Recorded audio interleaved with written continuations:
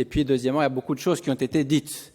Et donc, quand j'ai construit cette présentation, je jouais à fond la carte de la physiologie et mes liens d'intérêt.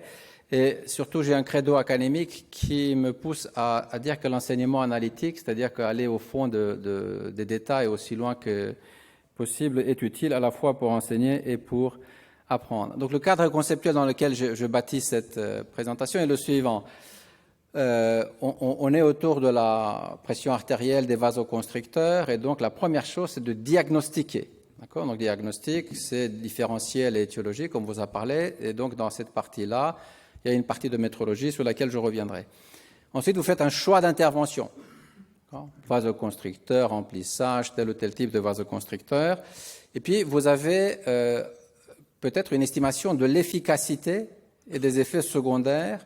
Donc, dans toutes les études qui ont été présentées par Emmanuel Futtier, vous voyez qu'il n'y avait pas d'estimation autre que le nombre de morts comptés à la fin, éventuellement les durées de séjour. Mais il n'y avait pas, en temps réel, où il n'y avait pas de critères d'estimation de l'efficacité ou des effets secondaires de votre intervention, de vasoconstricteur. Et le tout sur un raisonnement physiologique, physiopathologique. Et donc, autant la clinique nous limite parce que les outils de mesure, de monitorage sont limitants, mais il n'existe aucune raison de ne pas avoir un modèle physiologique et physiopathologique aussi complet que possible. Parce que c'est sur la base de ce modèle physiologique, physiopathologique que l'on va pouvoir raisonner. Et donc, du coup, un tout petit peu de métrologie. Donc, beaucoup de choses ont été dites. Je vais essayer de rajouter des éléments supplémentaires. Et puis, cette histoire de sous-phénotypage, donc des mécanismes de l'hypotension artérielle qui vous permettent de faire le diagnostic et qui vous permettent aussi d'évaluer l'efficacité ou les effets secondaires des interventions. Et puis, vous dire que le simplisme ne fonctionne quasiment jamais. Donc, supposons que on prend le pari d'Emmanuel, on dit SPAM égale 1 fait à 65 égale hypotension. Ça veut dire que la précision des mesures que nous faisons font qu'à 66, vous dites le patient n'est pas hypotendu, millimètre de mercure, à 64, il l'est. Donc là, vous avez déjà vu pas mal de choses qui vous incitent à penser que ceci est faux. Donc ça, vous l'avez vu déjà différemment, d'autres. Mais j'insiste sur quelque chose d'autre. Vous avez maintenant sur le marché des moniteurs du volume d'éjection systolique qui vous donnent aussi accessoirement le DPDT. Tout le monde sait ce que c'est le DPDT ? Oui ? Non ? Donc le DPDT, c'est la première dérivée donc, de l'augmentation, c'est grosso modo la pente d'augmentation de la pression artérielle en fonction du temps. Et on sait que le DPDT ventriculaire gauche est relativement bien corrélé avec le DPDT de l'artère fémorale, mais le DPDT de l'artère radiale est très très mal corrélé avec le DPDT ventriculaire gauche. Et donc utiliser le DPDT radial comme estimation d'un paramètre en partie précharge dépendant de la contractilité ventriculaire me paraît hasardeux. Ce d'autant plus que si la courbe est amortie, le DPDT va diminuer. Et donc, j'ai essayé de vous poser un certain nombre de questions, mais vous avez déjà eu la réponse. Et donc, la PAM centrale est correctement estimée par la PAM fémorale. La réponse vous a été donnée. Par la PAM radiale, si on n'est pas en bas débit, c'est relativement correct. Systolique, diastolique peuvent changer, mais la PAM reste à peu près. Et puis, la PAM pédieuse, éventuellement, oui. Mais s'il n'y a pas de bas débit, s'il y a bas débit, tout ceci est faux. D'accord ? Et puis, ensuite, la pression systolique centrale est correctement estimée par la PAS fémorale, oui, la PAS radiale, non, et la PAS pédieuse, bien sûr que non.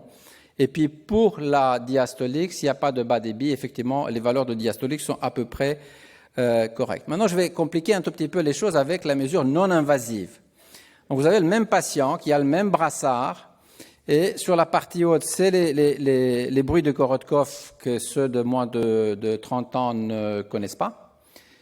Et vous avez ici la pression artérielle oscille. C'est le même patient, le même bras, le même brassard.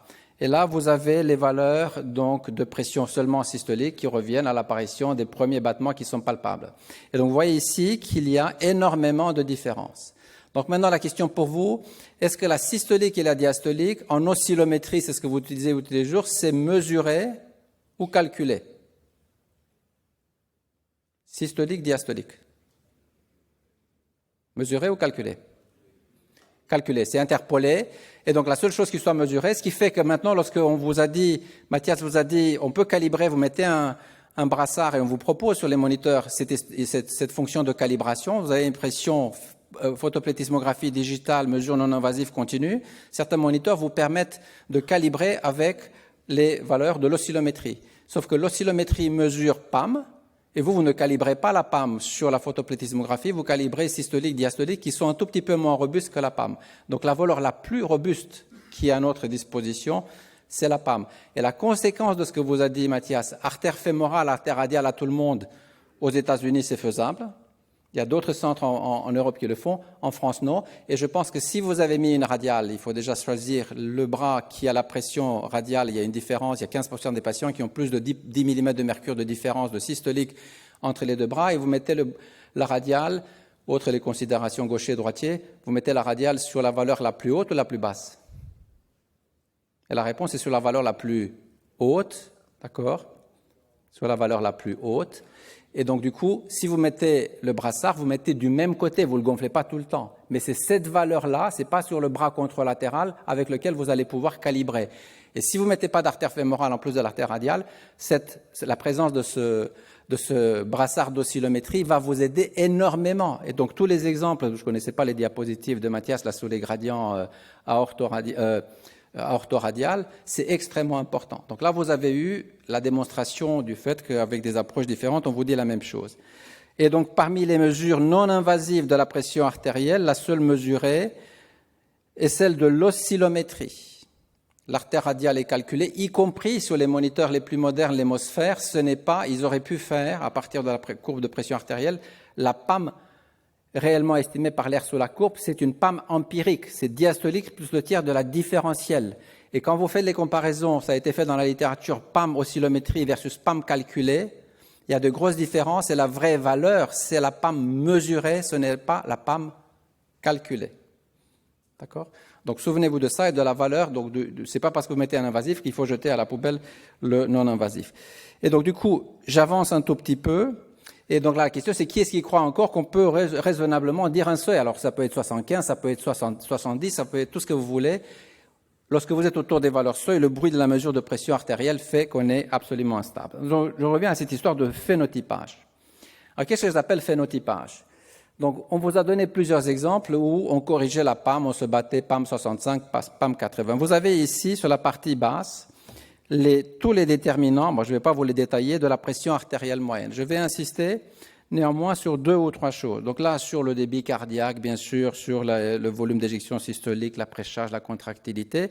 Le seul bémol que je mettrai à ceci, c'est que quand vous avez une contractilité estimée par le DPDT, comme sur le moniteur donc d'Edwards, je vous ai dit, il faut se méfier du DPDT radial comme estimateur de la contractilité ventriculaire gauche. Et la même chose, on vous propose l'élastance artérielle dynamique comme estimateur de la post-charge. C'est encore beaucoup plus complexe. Et après, vous pouvez trouver derrière toutes les causes de ce que vous voulez. Je voulais revenir ici sur les résistances vasculaires systémiques. Jean-Luc vous en a parlé un tout petit peu. Et puis éventuellement les erreurs de calcul. Parce que si la pression est fausse et le débit est faux, les résistances vasculaires systémiques vont être fausses. Et vous avez ici un élément qui s'appelle la viscosité sanguine et qui vous indique effectivement le fait que les viscosités sanguines totales, donc ça c'est grosso modo l'hématocrite, c'est un des déterminants majeurs des résistances vasculaires systémiques en plus des paramètres hémodynamiques. Donc si vous faites une hémodilution normovolémique, d'accord, vos résistances vasculaires systémiques vont diminuer parce que la viscosité du sang total liée à la baisse de l'hémoglobine va diminuer, même si la masse rouge n'a pas bougé. Et bien sûr aussi, dans cette histoire donc, de résistance vasculaire systémique, vous avez l'excès d'hypnotique et de morphinique qui n'a absolument pas été exploité pour les travaux qui ont été au bloc. Et puis, la partie haute de la pyramide vous montre aussi éventuellement quelques critères d'estimation de l'efficacité ou des effets délétères des interventions que vous faites. Et moi, j'adore, et Jean-Luc aussi, il adore ce travail, parce que là, on fait efficacité des vasoconstricteurs. Vous avez 3 groupes de patients, ceux qui sont très hypotendus, PAM en dessous de 50, vous avez qui sont moyennement hypotendus, ils sont à 60, et ceux qui sont un tout petit peu au-dessus de 60. Vous faites de la phényléphrine, 200 microgrammes, et vous regardez ce qui se passe avec la NIR cérébrale. Donc, quand vous avez à 5 ans de MAP, probablement l'autorégulation est perdue chez la immense majorité des patients, vous augmentez la pression artérielle, vous rétablissez l'autorégulation, la NIRS cérébrale, si reflétez le débit sanguin cérébral, va monter.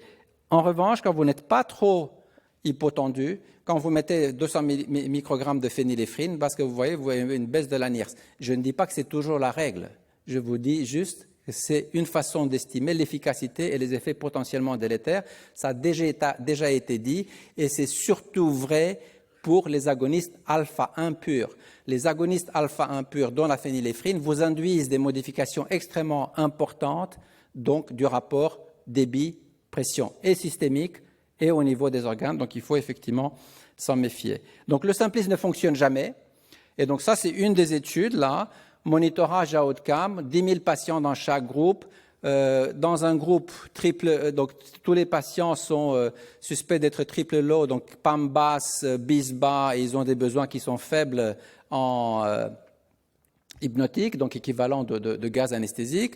Et puis, dans un groupe, on fait comme d'habitude, les anesthésistes se débrouillent, et dans l'autre groupe, on l'envoie une alerte.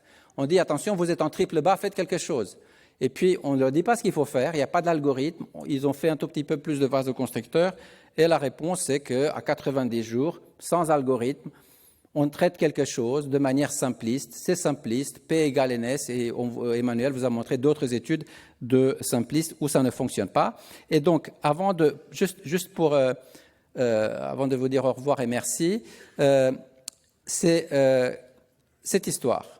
D'accord? On dit diastolique en dessous, vous voyez, c'est ancien, 91, la moitié de la salle n'était pas née. Regardez ce qui se passe ici. Regardez ce qui se passe ici. C'est des jeunes hommes. Hein, et regardez la nuit, leur pression artérielle systolique, largement en dessous de 40. Et regardez la diastolique, 40. Donc là, celui-là, on aurait dû lui sauter dessus et lui mettre son noradrénaline. Pourtant, il dormait. Donc, on nous dit que la pression artérielle est maintenue. Là, vous avez un exemple de baisse massive de la pression artérielle nocturne.